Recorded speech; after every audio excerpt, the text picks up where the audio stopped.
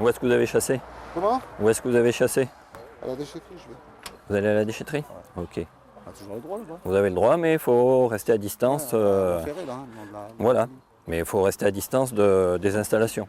Répéter pour toujours plus de pédagogie. C'est le travail quotidien des agents de l'Office national de la chasse auprès des chasseurs. Mais aujourd'hui, c'est accompagné des gendarmes que ces agents effectuaient des contrôles sur le bord des routes. Le but, trouver les chasseurs sans permis et surveiller le bon respect des zones giboyeuses.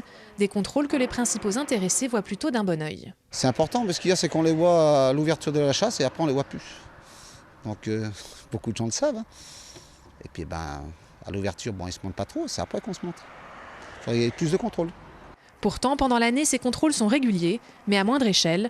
Cet après-midi, à Auzan, les grands moyens étaient mobilisés. 20 gendarmes, une brigade cynophile et un hélicoptère pour repérer les groupes de chasseurs depuis le ciel. Une opération prévention pour marquer les esprits. La prévention, c'est déjà la formation, ce qui se fait au niveau du permis de chasser. Ensuite, c'est des rappels que l'on peut promulguer aux chasseurs que l'on contrôle à chaque fois que cela se peut. Et après, c'est la prise de conscience des chasseurs de l'utilité de bien maîtriser leurs armes et leur environnement pour éviter de tirer dans des directions qui sont à risque. Au lendemain de la mort d'un promeneur en Isère, cette opération prend tout son sens.